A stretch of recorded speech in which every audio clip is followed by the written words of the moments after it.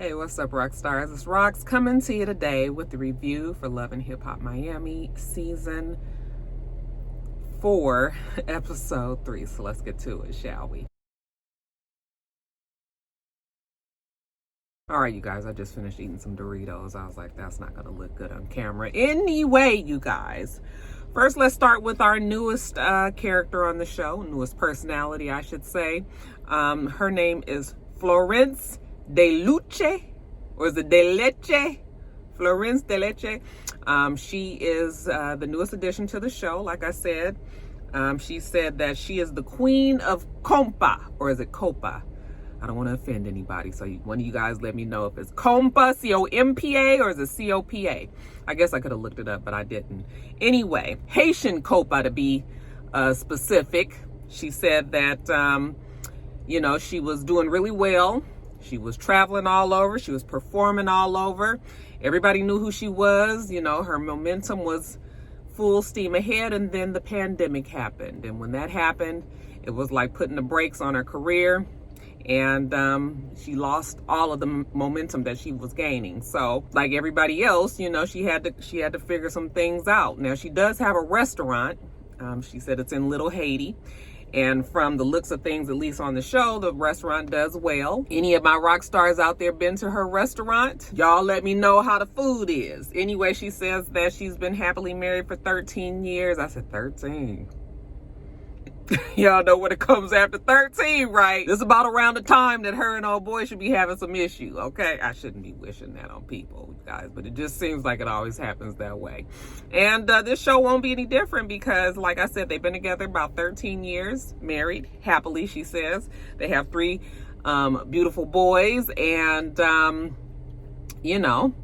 together as a family. She has a sister, I believe her name is Gail, and she and Gail are extremely close. Okay, so they're at the restaurant, and they're just shooting the shits, talking, sitting at the bar, and her husband, I think his name is Marlon. Marlon is exchanging numbers with a woman right next to his wife.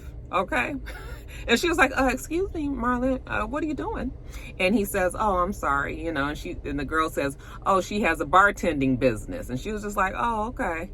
But she looking at Marlon like, nigga, I mean, you could have been like, oh, talk to my wife sitting right next to you or something, okay? But so he kind of walks off, and she was just like, yeah, all these women, you got to be careful because, they'll be pushing up on your man like crazy. Child, sometimes it ain't worth it to get you a fine-ass man. I mean, I don't even remember looking at Marlon good enough to see if he was fine or not, but the way she's acting, was he fine, y'all? I know he had a beard. I don't remember his face at all. But, sometimes that shit is more trouble than it's worth. So, she always got to keep her good eye on Marlon and the scallywags and skanks that be trying to push up on him. She explains it off and says that he's a little too friendly. Florence has decided that she's got to get some side hustles because obviously with the pandemic, sometimes that's going to stop her music career. So she also has a beauty bar. She said it's going to be the largest beauty bar in the area. It's scheduled to open in 2 weeks. And it's gotta go perfectly. They got over 2,000 RSVPs. I said, okay, girl, I wants to see these 2,000 people at the damn thing. You know how Mona do. Mona ain't even over this, huh? Not anymore. We still blame it on Mona. You know how Mona do be done put 13 people up in there. And that's including the staff for that day and everything. So, try to keep the tight, shot so we don't see all of the air and space around the back of them. Anyway, she's there with the workers and she's telling them, you got to do something about this. What about the paint? What about the baseboards? What about this? What about that? It's on Haitian Flag Day, so it's not like we can change the date. All right, the date is set. They want to have it on that day that means something to her. And so, yeah, we got to get this going. Okay. On top of that, she's also got to do PR for herself, and make sure that she's keeping her brand out there. So she's talking to the media, and the media, they're interviewing her and asking her questions, talks about her come up, what she experienced, as a child, just all of those kind of things. So she's busy. Now, remember I told you that Florence and Marlon have 3 kids together, 3 beautiful boys. And we see them all at breakfast together. Florence does mention to Marlon that he's been working a lot. He hasn't been home, you know, but we don't have time to talk about that right now. It's breakfast time. So we sit down at the table and Marlon gives a cute little story about, you know, the first time that he saw Florence, how he just had to have her, you guys. It was love at first sight. Okay. And did you guys peep when Florence said that it was so many women that were after him, but he chose her?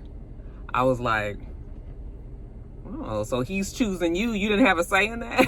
I mean, I guess he should feel like he's a prize, but he definitely should be making you feel like you a damn prize too. Okay? Child, let me not even get into all of that. But when she said that, I was just like, And then on top of this 13 years, but whatever. She says that he swept her off her feet. And at least by this scene, it looks like they are a happy little family. She's back at her spot, the beauty bar, you know, trying to make sure that she's getting these people, the workers, to get the shit done. Yeah, she's got a lot on her. She says that Marlon don't make it no easier because Marlon ain't been bringing his ass home at night.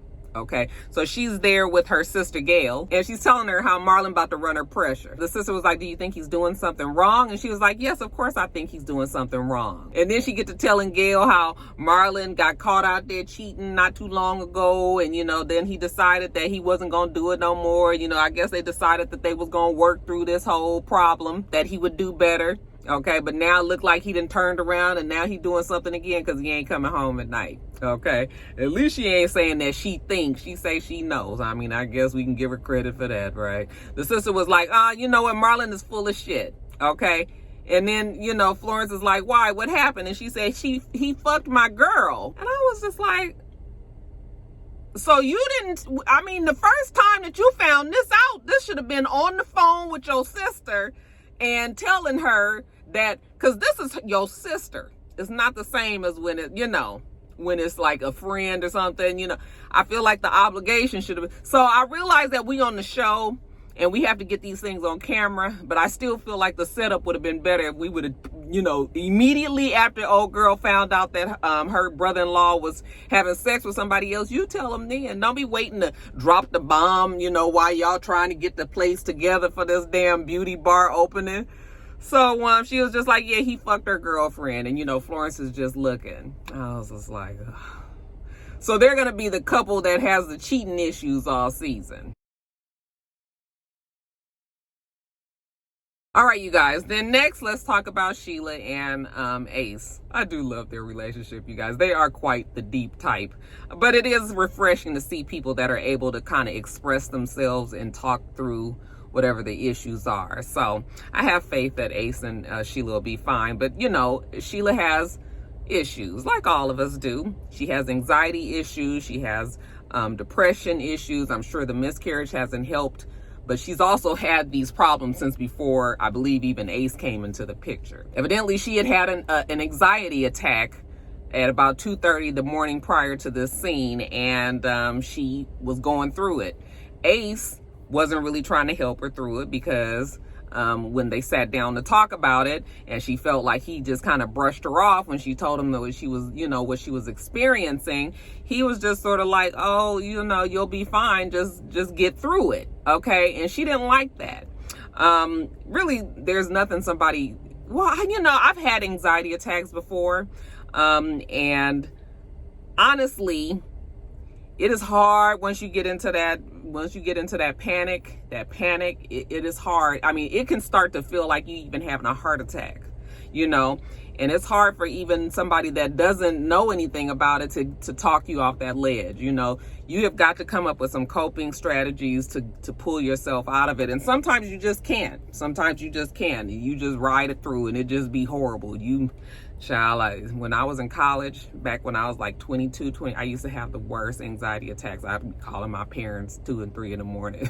And they'd be like, what is going on, Roxanne? It used to be bad. I don't have them like that any longer, even though I have way more stress now than I did back then. That's also a side note to my young rock stars out there. You think you're doing a lot, you're going through a lot, but I'm telling you, as life goes on, you'll face more and more obstacles and more things will come your way. And you're going to look back at your 20s and be like, that was nothing. Okay. Not to belittle what you're going through now, but I'm just telling you that sometimes you just need a little perspective. Like, it might not even be that serious. Let me just try to ride it out. So anyway, so she was upset with him that he didn't help her through that. And he said, I just didn't have any experience with that. When him and his siblings were young, they didn't express themselves. They weren't allowed to express themselves. They couldn't cry.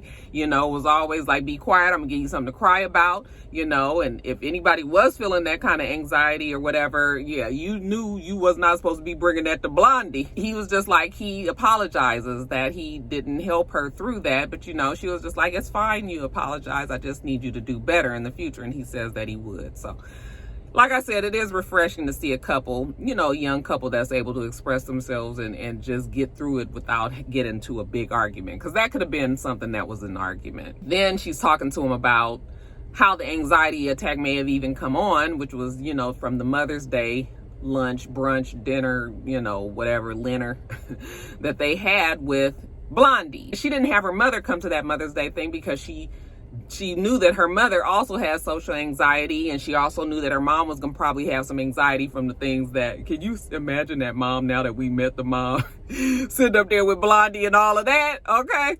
So, yeah, she didn't have her mom come to that. She's going to just meet with her mother later by herself, just her and her mom, so that they can celebrate Mother's Day, together. Which sucks, because it's Mother's Day, and on Mother's Day, you should be with your mother if you can, So she had to really put aside all of her stuff just so that Ace's mama didn't cause any more ruckus in their life, So anyway, we see her and her mother. I was shocked to see her mom. At first I was looking, I was like, what is she? I thought that the mom was, because when she said her father was black and her mother was not, I was just like, okay, well, that... I mean, there's a whole bunch of other people that ain't black. Now, what is it? But then she said that her mother married another white person. So then I was like, okay, maybe the mom is white. But that mom looked like she could kind of be a whole bunch of different things. So I wasn't quite sure, but I'm assuming the mom was white, married another white guy after Sheila's father and the mom broke up. And when she was young, when she was little. And so, of course, usually the kids go with the mother. She was raised in a totally white parent household. She's a black little girl. Her sister's fully white, and she just was out of place. She didn't really fit in with her white family. She didn't know her father's side of the family. So, I can just imagine what kind of life that is. And she definitely was a black girl. She didn't look like, how sometimes sometimes mixed children will lean more white than black and vice versa. Well, she's definitely one that leaned more black. I wouldn't even have guessed that girl had a white mother. So she said that she grew very resentful of her mother because her mother didn't know you black and the mama not. So the mama is just like trying to do the best she can raising her little girl, but obviously Sheila was feeling like she was missing out on some things, growing up. So she was resentful of her mother, treated her mom really bad, I guess put the mom through it. She said that she was an asshole to her mother. But she says that now that she's older, which is another thing, as you get older, you just realize that your parents do the best that they can. Yes, it might not be the best for you, but they do the best with what they have, usually, okay? Everybody's trying to do the best that they can, and when you get older and have your own kids, and you're going to realize like, oh, okay, maybe they was really trying, Now she has so much respect and compassion for her mother because it ain't easy. And Sheila doesn't even have her own child yet, So, and she even realizes that her mom, went through a lot, sacrificed a lot, and did a lot for her as well. And even though Sheila wasn't happy with it, now she realizes that, she just loves her mom for everything that she's done for her. And so it's also very nice that Sheila definitely can express herself, and we can learn a lot from that. People that can just get it out. It usually clears up a lot of misunderstandings. So I like that about her. Now, next we see NORE and Neri. Is that her name? Neri? His wife. Things are good right now. She's feeling very happy because she don't have to be dealing with the kids. She don't have to be working on her juice bar. She ain't got to be running NORE around. She is celebrating her birthday. He's gotten a party together, and This is all that she has to concentrate on. So yeah, she's happy. They got all their friends and family there, and NORE gets up and does a toast to her, you know, and says that, you know, a man is not happy if his wife ain't happy. So it looks like it's a good time being had by all, and then they switch it up on us, you guys. How about out there in the parking lot, we see Ray J. He get out the car, you know, all official, grab his girl's hand. At first I thought it was some random. I said, I know you ain't on this damn show with some bitch that we don't know. That better be fucking Prinky. And it was, you guys. So he goes inside the party, and he says, I'm in Miami because I consider myself bi-coastal, and love is in Miami. He said he was going back to Hollywood, but you know what? Miami is just a better setup for his business. You know, he's trying to relaunch the Raycon brand, and he gonna do it in damn Miami because that's where the sun is. Now, he said he been knowing NORE for a long time. After everybody gets in there, he branch off with NORE, and Prinky goes over there and speaking with Neri. Why did that feel like that ain't her name? Oh, you guys gonna be in my comments telling me I got it wrong. It is NERI, isn't it? Ugh. I hate when I feel like this. Anyway, Ray is over there talking to NORE. Yeah, the divorce is called off, man. It was real bad between me and my wife. But then I was just like, I'm about to work this out. I don't got no married friends. I need you to be my married friend. And NORE was like, oh my God, I get to be the married friend? You ain't got no friends? I'm the only married friend you have? Okay. I'd be honored to be the married friend. Okay, so while Ray J is over there talking to Noriega, Prinky is over there with a whole different tune. She was like, yeah, you know, me and Ray are getting a divorce. And she's just explaining to Neri why they've had problems anyway, you know, that Ray J basically looks at her as the mother of the kids and all, and you know, yeah, they got a family, but that's what they got a mama for. So you stay home with the kids, and I'm gonna just keep on doing what I do out there in these streets. It might not even necessarily be about him cheating, even though, you know, now we talking about Ray.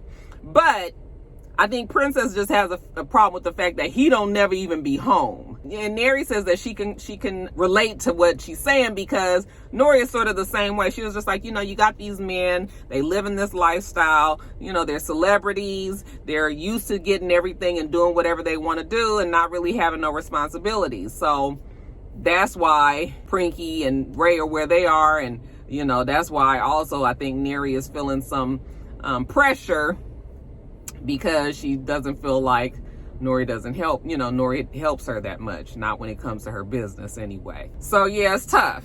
Then we even see evidence of that when we're in the car, you know, when NORE and Neri are in the car. Of course, she's driving around because he ain't got no damn driver's license.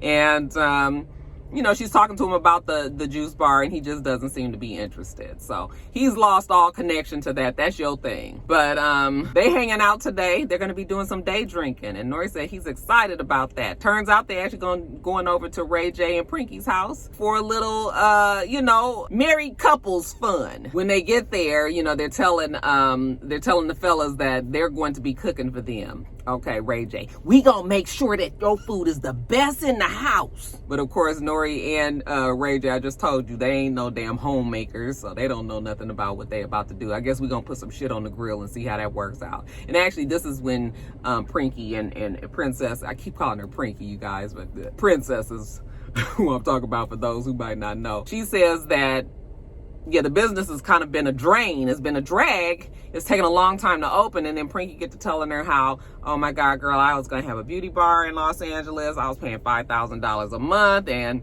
I sunk about $100,000 into that business, and it still didn't end up opening. So then Neri was just like, oh my God, like, have I bitten off more than I can chew on this juice bar? Because it's been a long time for her as well, you know, and it looks like she's doing it on her own, and she's probably spent a lot of money as well. And like I said, NORE's not helping, you know, and she's saying that even as time goes on, he's not even interested any longer. She's wondering if she's just spinning her own wheels. And then lastly, you guys, oh, Amara La Negra. You know what? I am just so disappointed in how, I guess we can just blame it on Amara, how she is allowing herself to be on this show. You guys remember her trajectory when she first came onto Love and Hip Hop Miami. I mean, everybody was super hopeful of her and her career. She's a big talent. And she even had some success before the show. So I really feel like she should have done what Cardi B did, which was use this show as a vehicle to be a little bit more known, or actually a big bit more known, which back when Love and Hip Hop Miami first started, this was the avenue for her to really, really grow. Okay, maybe stay one season, maybe two, and kind of do the same blueprint that Cardi B did, and she didn't do that. She got caught up in the reality show cycle, the vehicle, the machine, you guys, and she let it kind of chew her up, and she ain't spit out yet, but she getting there. Because why the fuck are we, you are a singer and a performer, and you are on this show talking about your damn relationship and your mom and your daddy and all that. Girl, don't nobody want to see this. We wanted to see you prosper. We wanted to see, and it's just become a joke. And somebody that with that kind of talent, you shouldn't let it go to waste on some foolishness. Now, if you want to be an actress, then just say that. If you want to be a, telenovela star, if you want to be a soap opera star, if you want to do those kind of things, then go do that kind of thing. But her singing career, I just keep on going back to the commercial that they made for this show. When they did it, it was with, I think 4 was in it from Black Ink Chicago, and it was her, and it was, it was a bunch of different people that had the talent. I mean, it was such a well put together, promotion for the shows on VH1, and you could just really see how she shined, and child, you wouldn't even see that today.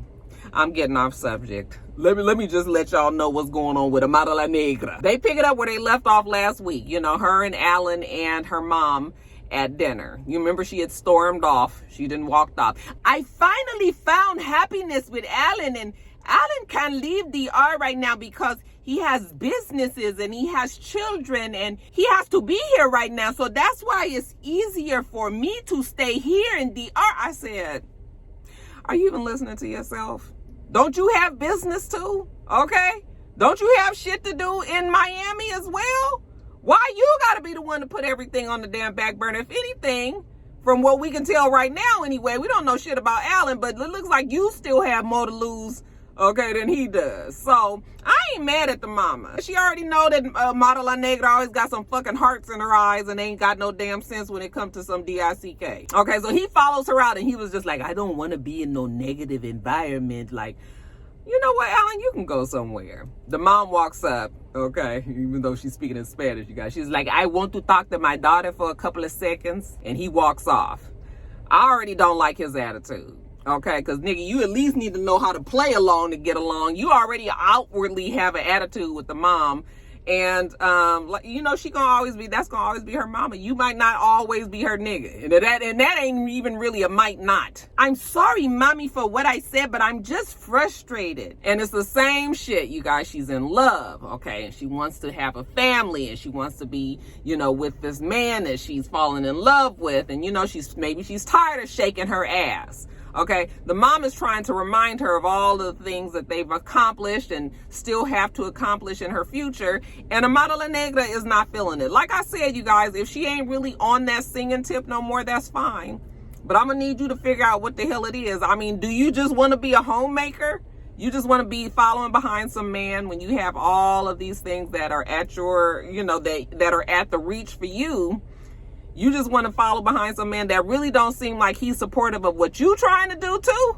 Because there ain't no reason why you guys both can't do both. There's no reason why you can't still sing and perform and do all of that and still be with him. People do it all the time. Okay, yes, it may be more difficult, but I mean, you got to give up Miami. Why can't he give up DR? Why is it all on DR and not, some sort of compromise? So every time I have to make a decision, you put so much pressure on me. And so she gets to telling us how it's been hard for her in the industry, how she even has been hospitalized a few times, and she's had a bout or two with bulimia. She doesn't suffer from it anymore, but you guys know that people with eating disorders usually, those things can very easily come back. So the pressures of the business maybe is just giving her a hard time. Maybe I don't want to do what Beyonce does. And her mama was just like, you ain't got to be Beyonce. Okay, just do what you do. All right, do you, not Beyonce. And maybe that's the problem right there. It's only one Beyonce. There's only one Amara La Negra too. So why can't you just, so... Child, anyway. Well, maybe the mama can break through to Amara La Negra if she just takes her back to the old neighborhood, where the mama came from. So the mama is from DR, okay? So that's why probably part of the reason why the mama's just like, no, there's nothing here for you. You need to be in Miami where things can happen. So they go back to the old neighborhood and the mamas get to telling her about, her life in DR, how hard it was, how much they struggled, how, 17 years old, she scraped what little bit of money she had together and she took it on over to Miami. I went to dinner with mommy and Alan because I was ready to tell her that I was ready to settle down with Alan and make a family. But the words that my mom tell me, they are weighing heavy on me. And this little visit to the neighborhood ain't helped. So now Amara La Negra, even though she was so sure that this is what she wanted to do with the boy, now she's confused. And that's the other thing that's really frustrating with Amara La Negra. It's just like, girl, please pick a side and fucking stay on it. Like, you get some man whiskey in and now you ready to be 100% with him, and then your mama come and then you don't know what to do and now you listening to your mama and not to say that people don't always have it all together. People don't always have it together. Okay, but still, it's just like, oh God, how long you child? So anyway, Amara La Negra was like, mommy, I'll be fine. And the mom was like, no, you're gonna regret it. So now she has a conversation with her man. And it's all very dramatic and only the way that Amara La Negra and any man that she's with, can be. He comes over, she's got the woe is me look on her face. He was just like, what's going on? How you doing? So. Oh, why you say so? What's going on? Let's just go upstairs. What are you saying? I don't like the energy that's going on here. What's going on? So Amara La Negra tells us that she knows exactly what she's about to do. She's been turning it over in her head and now she's got it. Listen, I'm going through something right now. I'm trying to figure it out. And I think that I wish that I could have my cake and eat it too. I wasn't planning on going to Miami. I really wasn't. But I have my house there. And wait a minute. You're going to Miami? You're going to Miami? Are you going to leave? What are you talking about? You going to Miami? Okay, but listen. Wait. So do you love me? Yes. Oh, we're not having business here? I do. Do you not make money here? I know. Do you like it here? I do. But you want to leave. You're telling me that you're happy, but now you're trying to leave. And you're going to have to deal with this. I'm not dealing with this anymore. I was like, well, damn. Is that how it goes? Your way or the highway? Why are you so damn stupid, Amara La Negra? I don't even really like to call women stupid because we've all been down this road where we made bad decisions when it came to men and everything. Like, I got all of that, you guys. But I just really pray that this is an act, which I believe it is, but still, you're promoting it on this damn show. It's disgusting to watch. I will leave and go home and make sure that my mom is okay. Make sure that she is okay financially. When you want to leave, then go home. Go home with your mama. Go be with your mama. Please don't talk to me this way. I am putting a lot on the line, and you have an attitude. So please just don't tell me to go. And that motherfucker was just like, well, that's what you get. So what do you want me to do? Or you want me to be more understandable?